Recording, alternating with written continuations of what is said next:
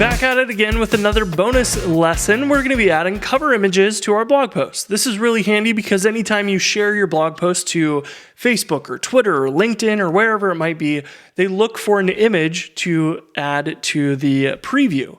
So we're going to add that feature by adding a file upload field to our blog posts. We're going to display the images if it has one, and we will use ActiveStorage to make all of this possible. If you don't remember, ActiveStorage is the feature of Rails that allows you to upload files to your application really easily, and it's actually implemented already behind the scenes in a previous episode when we added action text. So this is our rich text field for our blog posts, and we can drag and drop images into here. And behind the scenes, it uses ActiveStorage to upload those files to our disk storage or Amazon S3 in production, and it renders them out automatically for us. But we're going to use ActiveStorage here directly to upload an image for our cover images. So you can take a look at the documentation for this, but let's just go and implement it ourselves.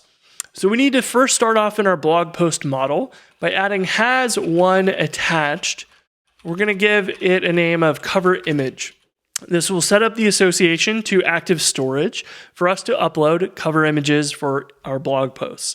And this only allows one attached image called cover image. You can also do has many attached, but it's a little bit more complicated and is not really something we need. We just need a single cover image for our blog posts. So that's where we're going to start. And then we need to go to our form, and we want to add the field for it. So we're going to say div form label cover image form, this time file field for our cover image. And we'll close our div here, tab that in correctly, save that.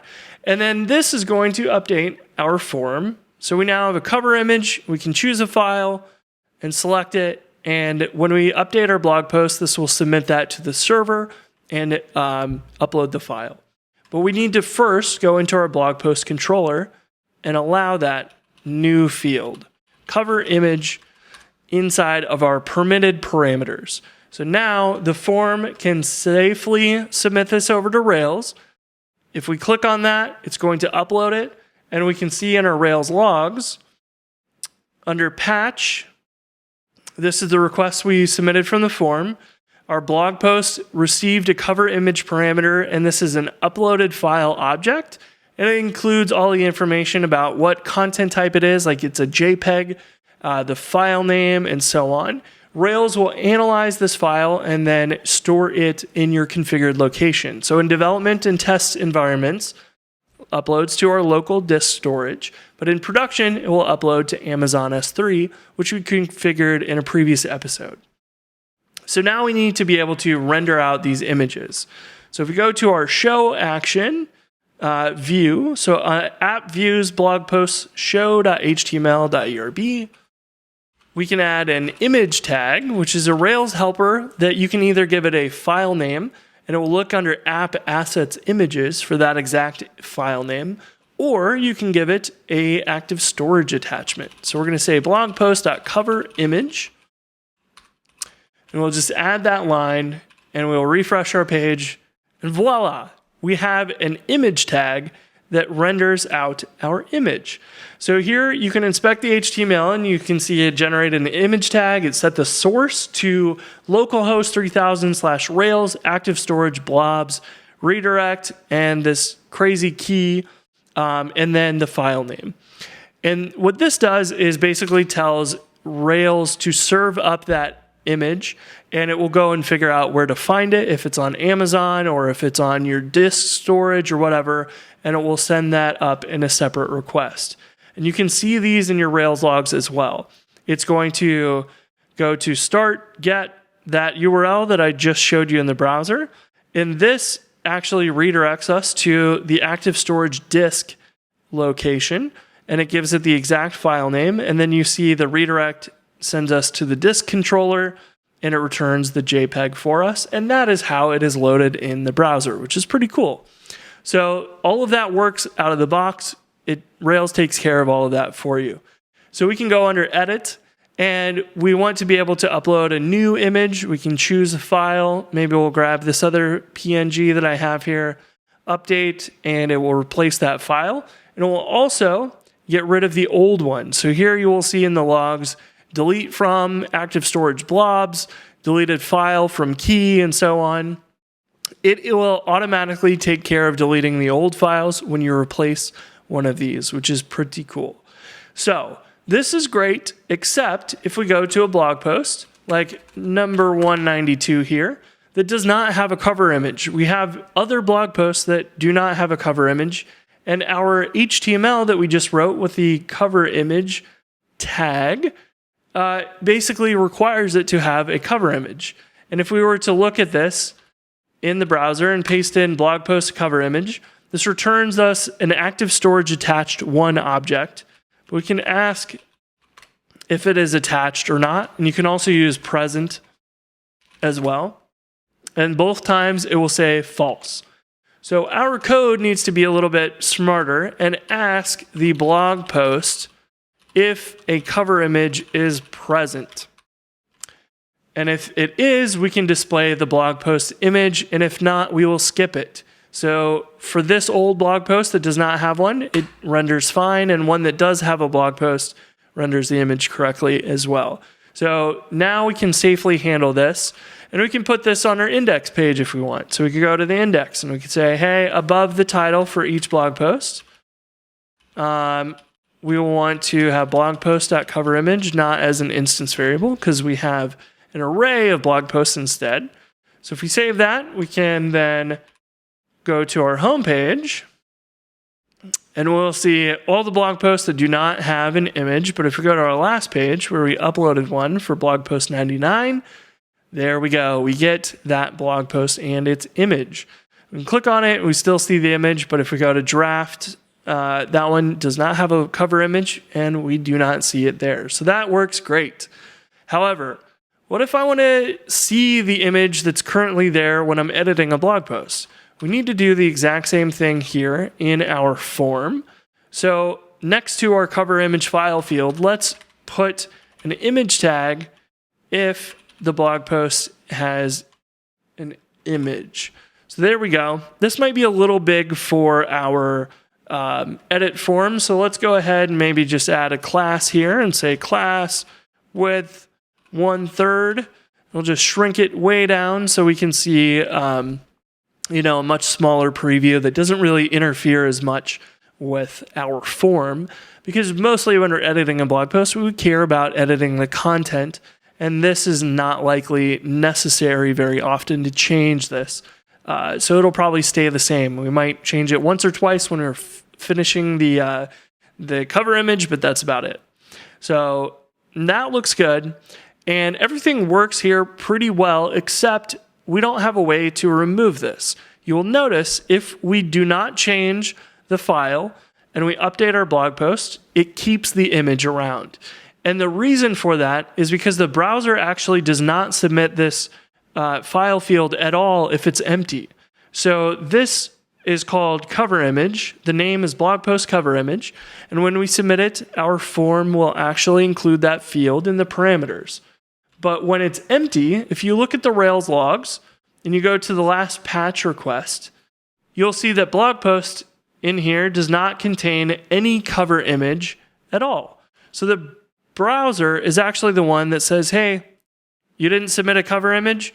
We're just not even going to bother sending anything over for it. Rails can take care of that and say, oh, you probably didn't want to change it. But what happens when you do want to remove it? That becomes a bit of a problem because we need a nice way of deleting this, but the browser doesn't really help us at all in pulling that off.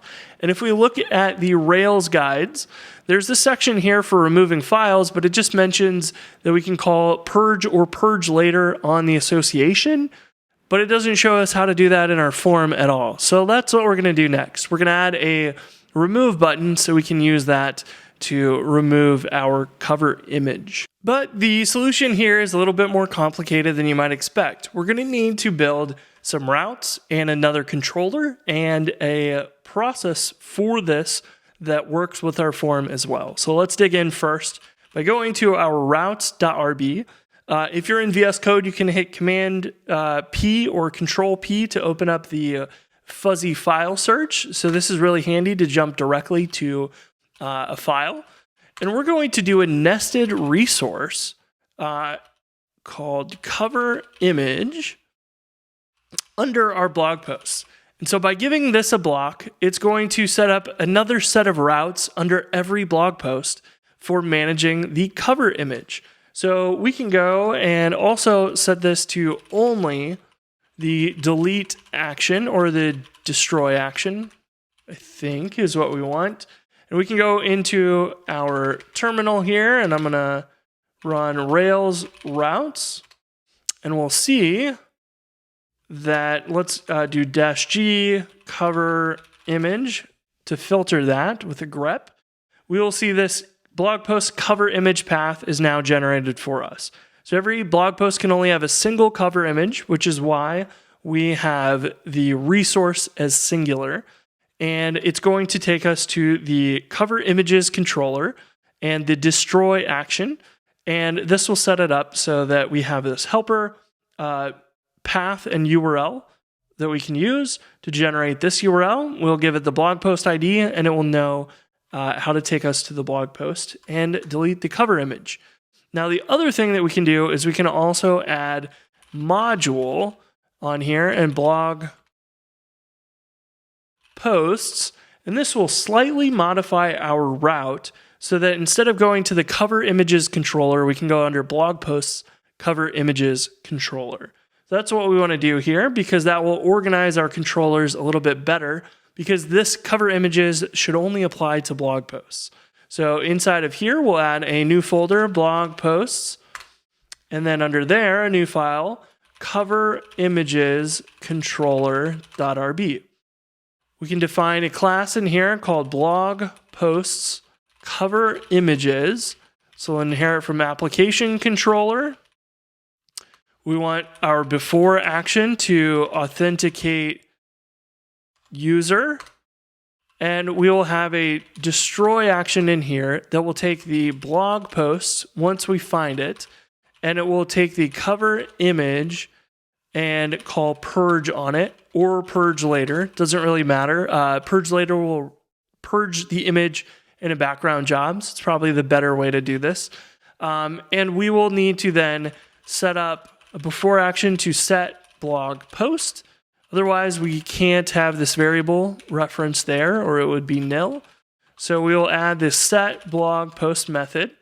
Blog post equals blog post.find params blog post ID. Now the difference here than your normal controllers is that we're using params blog post ID instead of just ID. And that is because we had the nested routes, and you will see it called that variable for the blog post ID instead of just ID. And it's doing that because we have a nested one. So if we ever had multiple cover images, ID would be used for the cover image, not the parent resources.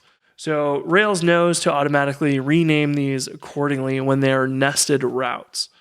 Okay, so now we have a controller that's going to look up the blog post, it's going to find the cover image and then remove it for us. And then we can do something like redirect to the edit blog post path and have that take us back to the blog post. So we want to go now to our form, and if there is a blog post, we're going to check that here. Display the image, and also have a link to remove cover image, and this will be the path that we have here. Blog post cover image, and we will use the blog post variable, pass that in, and the only other thing we need to do here is because we are already inside of a form with a form width, normally I would use a button to, but you can't have a form within a form, or the browser will rewrite it for you to fix the issue. So we can't do that here. or not easily at least. So we can't use a button to, so we're going to use a link to, and we're going to have it converted into a form so we can send a delete request by using a little JavaScript. And Rails 7 comes with Turbo automatically. We'll talk about Turbo in the future. But in order to convert this link to make a delete request, we can say Turbo method delete. This will add a data attribute to our link, and then the JavaScript, when you click this link, will say, oh, you want to not navigate to that page with a GET request. You actually want a delete request. It will generate a form at the bottom of the page for a delete request to that URL, and it will submit that. We can also add a Turbo confirm to this and say, are you sure? And this will go ahead and add a little thing in the browser to prompt us with that. I forgot to add the path here. So we get an undefined method blog post cover image method, which is correct. We want this to be the path. So when Rails generates these prefixes, these are your helper methods in Rails that you can use in your views, but you have to add underscore path or underscore URL to generate the helper that Rails wants to see. So now we can refresh this, and we now have a remove cover image link here.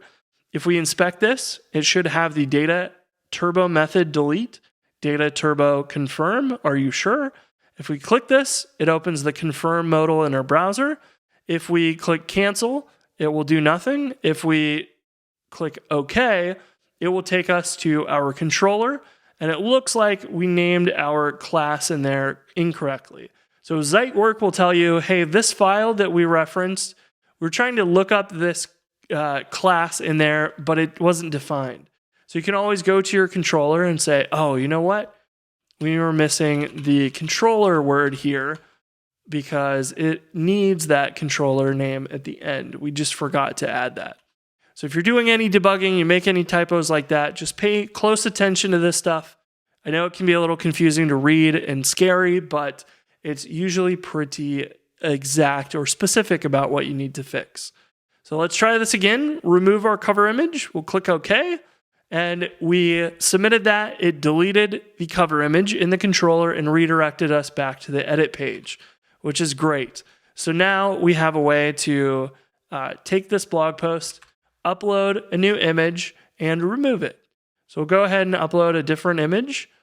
It displays, we can remove the cover image, and it is gone. And we can go back to view it, and it is no longer there. Excellent.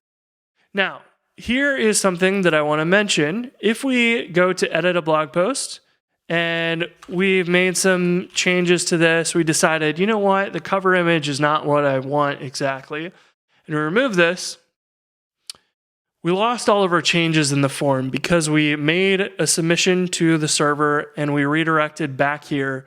And now our changes in our content are gone. So one of the solutions is we should improve the remove link, the text for that. We should go to our form. And we should, in our turbo confirm, you say, are you sure? Any other changes you make will be lost.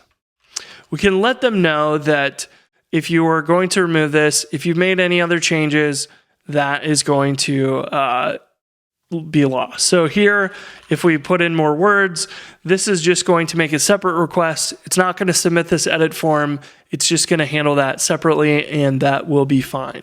So that's one solution. Another solution that's a bit more advanced, which we will get into a lot more in the future. This will be like a little teaser for you. The simplest solution is this, but we can do one better with Rails without writing any JavaScript. So let's undo this.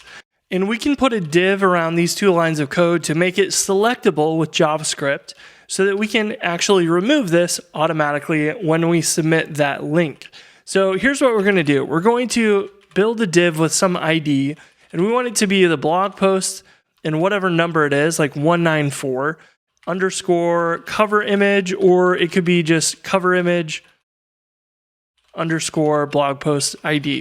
Whatever it is, we want it to be unique. So as long as we can generate some sort of ID that is unique with this blog post ID and say, hey, this is for the cover image specifically, we want to wrap these around with that. And we can have on the server side a little response instead of a redirect, a little response that just says, hey, delete this div off the page, remove it. And that way we can remove this section of the page and you don't lose any of the other changes in the browser when you're editing the content and you decide, oh, we want to delete this cover image. So this is going to allow us to do that. Now, Rails provides a way of generating these, and you can use the DOM ID helper to pull this off.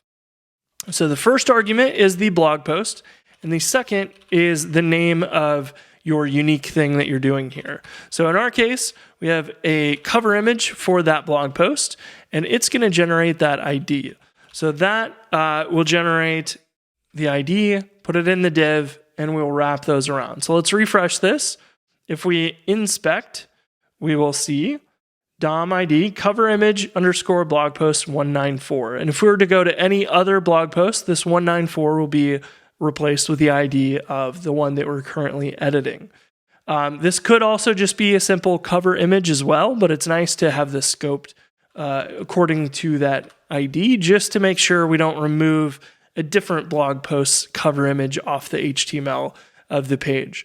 So in order to make this work, the server side needs to, instead of redirecting, handle that accordingly.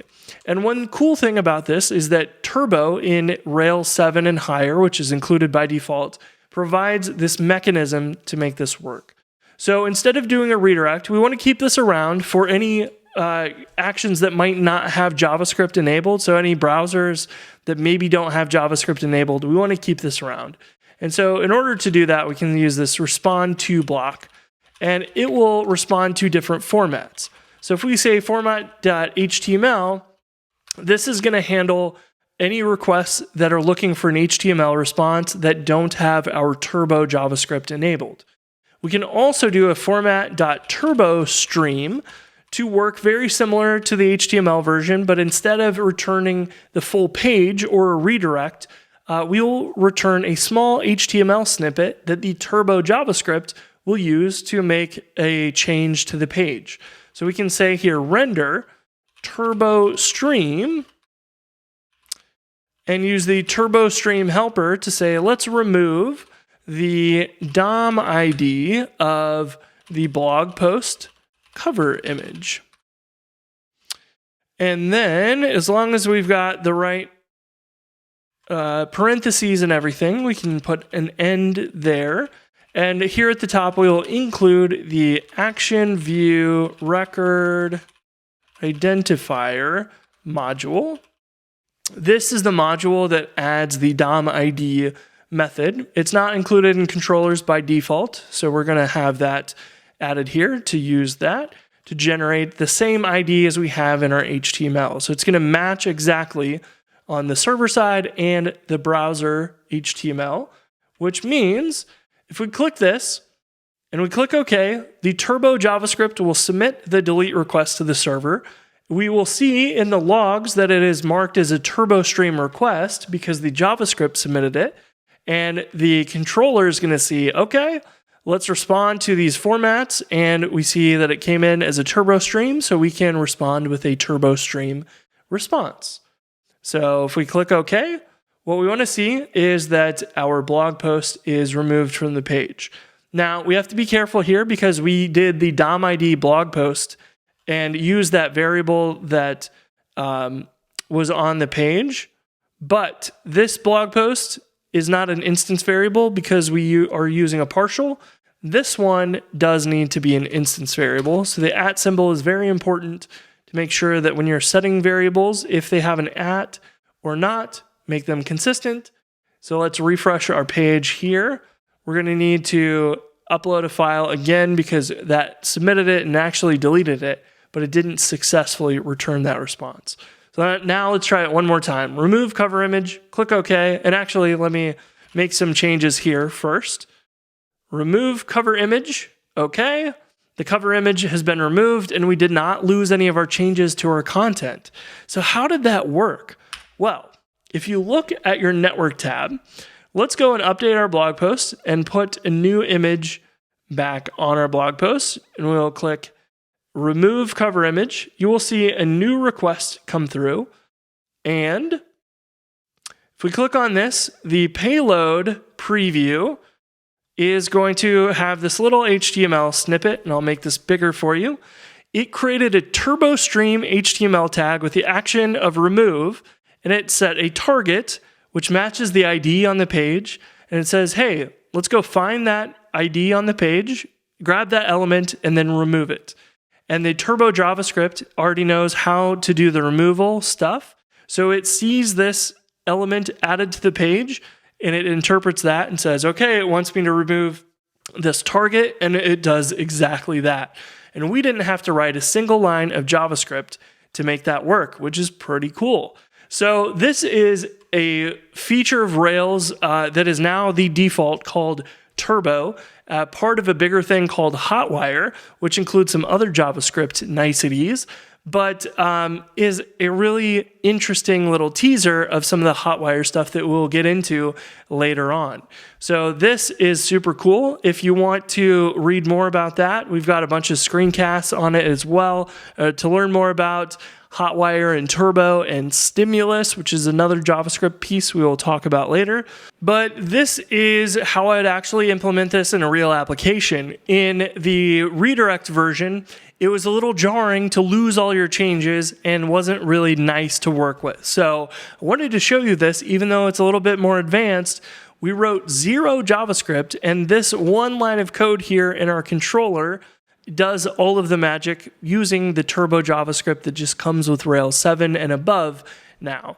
So all we have to do is set up our HTML to be able to work with those things, and we are good to go. You can do some real-time page updates like this with Turbo Streams. So this is just a teaser. We'll talk a lot more about Hotwire in the future, and Hotwire is Turbo, Stimulus, and Strata, these 3 JavaScript tools that you can use. We have a lot of other screencasts on them if you'd like to dig into that. I would highly recommend it. You can search Go Rails for Hotwire, Turbo, Stimulus, and learn about them. But we'll talk more about them as well in later series in the Go Rails learning path for Ruby on Rails. So that's just a nice little teaser about some of the cool stuff that you can do without writing any JavaScript in your Rails apps. And now we have cover images that we can upload to our application. We can remove them, we can update them, we can edit them, all that good stuff. We are good to go. So that is it for understanding the basics of ActiveStorage and how it works. Highly recommend reading the guides to learn more about exactly all the options you have with it. You can upload videos and other things, PDFs, and it will be able to generate previews for those and other cool things. So we are just going to do the basics here, and that is it. So I hope you enjoyed this lesson. If you have other features you'd like to see, let us know in the comments or in Discord, and we'll hopefully make a lesson on that as well as a bonus. So that is it for now. We'll talk to you in the next lesson. Peace.